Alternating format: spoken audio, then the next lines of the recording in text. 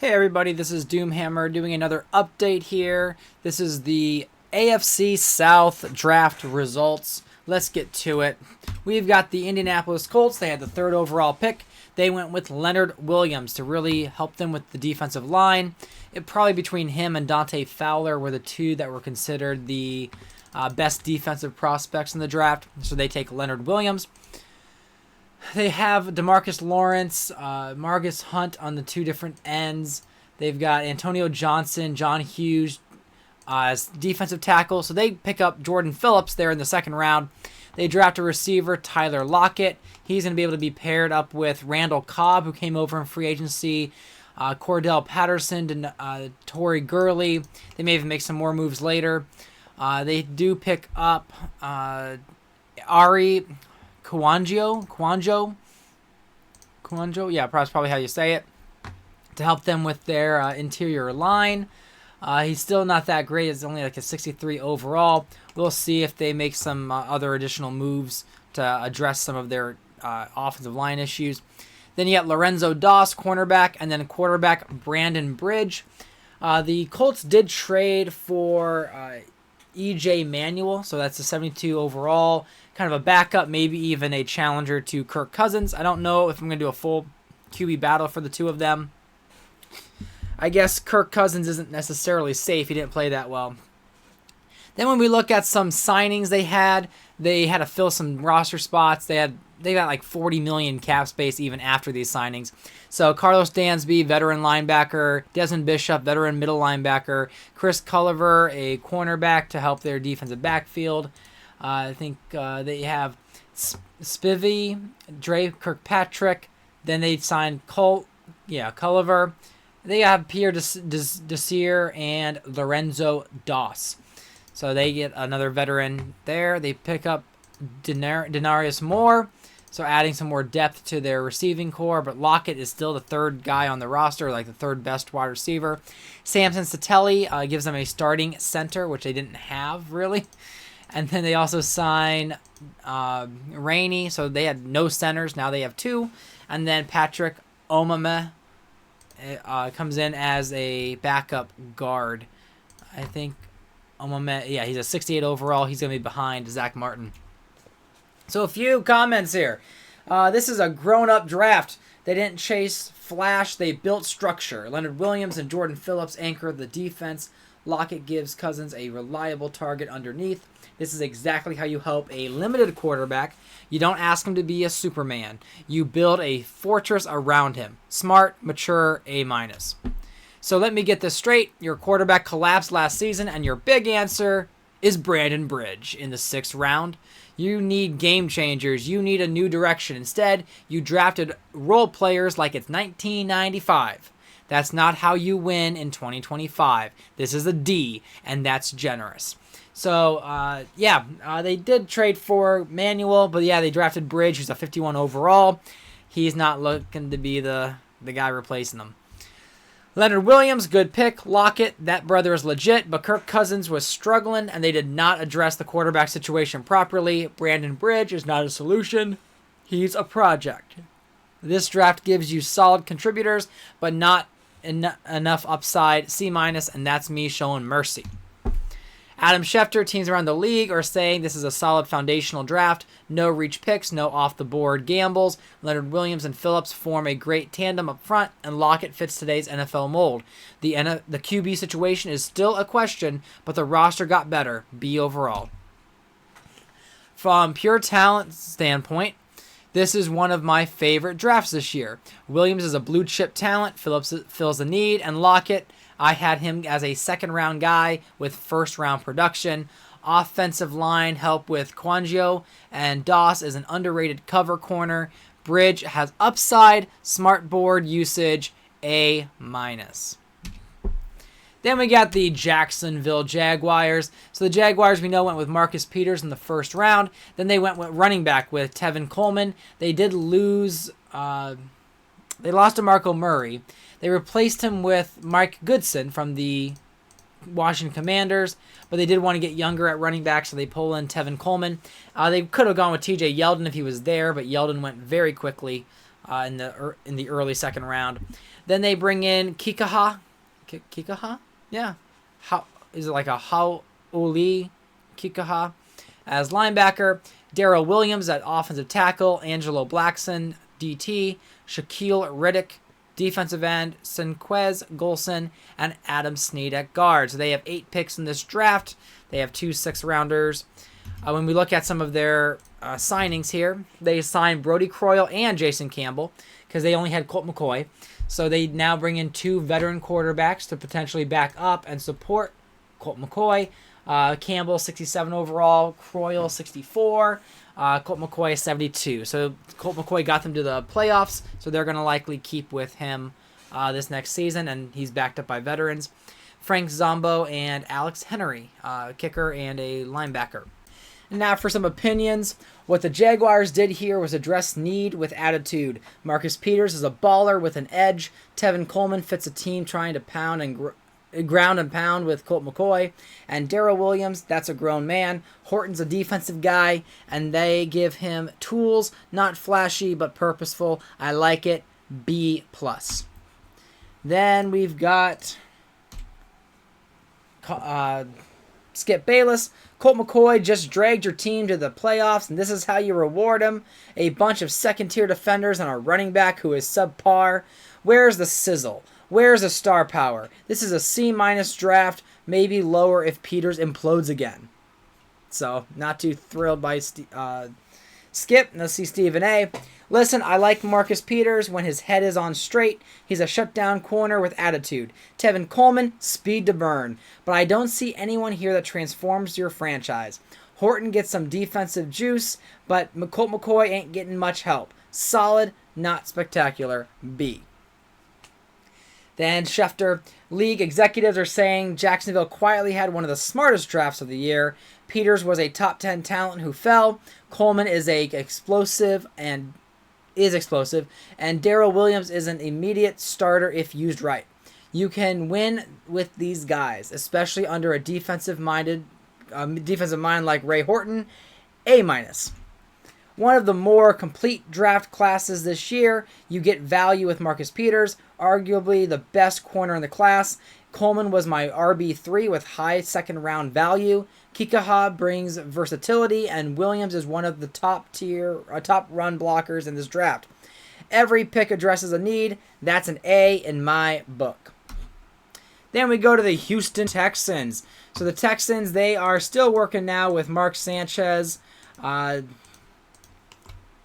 They go more defense this draft in the start. So Stephon Anthony, we all knew about. Bud Dupree. So Bud Dupree slipped out of the first round. I think he went to Pittsburgh in real life in the first round. They get a guard, Rob Havenstein, in the third. Trevor Siemian. So Mark Sanchez may have some, I don't know if he has a real competition here, but he has another quarterback in the room. Lael Collins, the offensive tackle. Jeff Hurman, tight end, and then Deion Simon, a defensive tackle. When we look at their additions, they made a lot of free agent signings. So that quarterback room in Jeff Fisher's offense has gotten bigger. So with Mark Sanchez and Tom Savage, with the addition of Trevor Siemian, they have a Colin Klein, who's like a 52 overall. They now add Michael Vick. So the odds are is Michael Vick and Sanchez going to be battling it out for the first string. The Texans may decide to... They kind of wanted to move on from Sanchez, but they didn't really have anyone better in free agency. I wasn't sure about giving them Michael Vick at the time, but seeing that they weren't able to pull off really a good draft choice, this was the best they could do. They signed Mike Carney, fullback. They bring in Eric Wood, center. Chris Scott, left guard. They bring in a kicker, Graham Gano. They have veteran Trent Cole, outside linebacker. Then 2 older veteran cornerbacks. I think they're both over 30, but both over an 80 overall. They still have Bradley Roby, Cody Sensabaugh, Jalen Watkins. But I figured, am I going to sign subpar, lower tier players when you have so much cap space? Or just take the top 2 free agents that are still there. And that's Terrell Thomas and Fabian Washington. So they have some depth in that defensive backfield. And, of course, they add Alan Branch, defensive tackle. So, this is a Jeff Fisher draft through and through. Big bodies in the trenches, Havenstein and Lael Collins, and a lunch pail linebacker in Stephon Anthony. Simeon won't light up a box score, but he's smart, coachable, and Fisher likes safe. This team just got better, tougher. It's not sexy. It works. That's a B.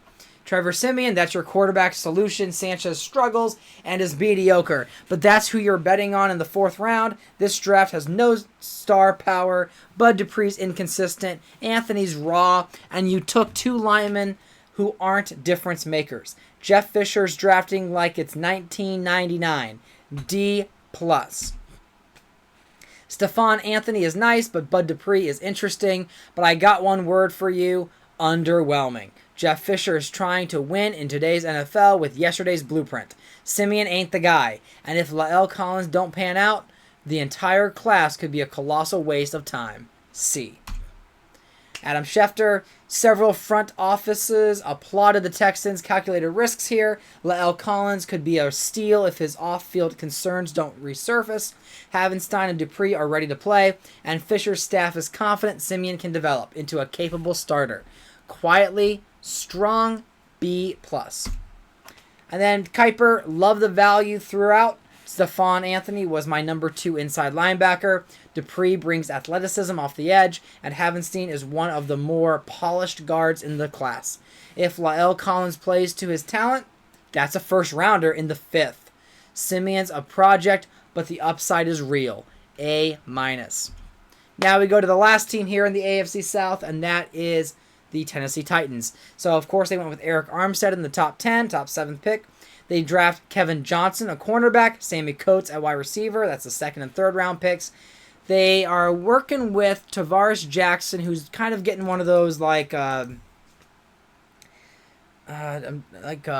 Castle, Ryan Fitzpatrick kind of 4-year contract where he is the guy, but he's just been kind of average.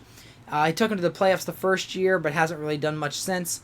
So they get a quarterback in Brett Hundley, who was considered the second best not second best quarterback, maybe like a 3rd or a 4th best quarterback after the Mariota and Jameis Winston selections, but not really someone to take early. So it will be interesting to see if Brett Hundley can sort of compete potentially for a starting job with Tavares Jackson, I believe, in his last year of contract.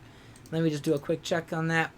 No, he's got 2 more years left. So Jackson's got money to be paid. But that doesn't mean that Hundley can't outcompete him if they have another subpar year where they're picking in the top 10. They have Ian Silberman, Mike Hall, so a guard, an outside linebacker. And they also go back at wide receiver where they draft Kalen Clay. Clay there, 23-year-old, only a 58 overall. Sammy Coates is 22 years old and 64 overall. They only make 3 signings just to finish up their roster. Gary Peters at corner, Corey Lichtensteiger, and then IK NM Kapali, whatever. None of them are difference makers. You can see their contracts are not even that big because they're not that big of a focus, but just some depth pieces so you are aware. And then we got the feedback from our commentators. This is a classic let's rebuild the foundation draft. Eric Armstead gives you physical dominance up front. Kevin Johnson, polished. Brett Hundley, interesting project. This isn't a flashy class, but it's athletic, it's aggressive, and it fits Gus Bradley's identity. Not a Super Bowl roster, but you'll feel them on Sundays. B. So let me get this straight. You pass on star playmakers and take Brett Hundley, a quarterback who struggles with accuracy in the 4th round. Sammy Coates has hands like bricks, and Kalen Clay, a punt returner, not a wide receiver 1. I see a lot of projects, not producers. C-. I respect the Armstead pick. That brother can ball. But outside of that, Kevin Johnson had durability issues. Brett Hundley is not the guy. And don't get me started on Sammy Coates' drop rate. This is a draft full of potential, but very little certainty. C+, and I'm being generous. Adam Schefter, inside league circles. The Titans got praise for building through both sides of the ball. Armstead has Pro Bowl upside. Johnson fits Bradley's zone system. Hundley has tools if developed patiently. Clay brings special teams value. Quietly strong haul, B+. And Schefter, Armstead was my 5th rated DE. Great pick at 107. I don't know, that may be a stretch based on what he's saying. Kevin Johnson has scheme versatility. Hundley has mechanics issues, but decent upside. The middle rounds are where this gets shaky. Coates is inconsistent, Silberman is a depth piece, and Hall lacks elite traits. B- overall. So as we conclude, we see our grades by our analysts. Mel Kiper, very generous in the AFC South. He was more like B's in some of the other draft results that we've seen. Skip Bayless being absolutely brutal. Just C minuses. This is the highest he's gone. Schefter pretty generous, B's and above. Smith getting into some of those C's, no A's given out. And then Colin Cowherd thinking that the Colts had a solid draft. So thanks for watching the video. Hope you enjoy these. And I like to give those the thoughts that go in my head and share that with people who care to listen to it. So thank you for being one of those people. So like the video if you like it, subscribe if you haven't already, and I'll keep you in the loop with more videos to come.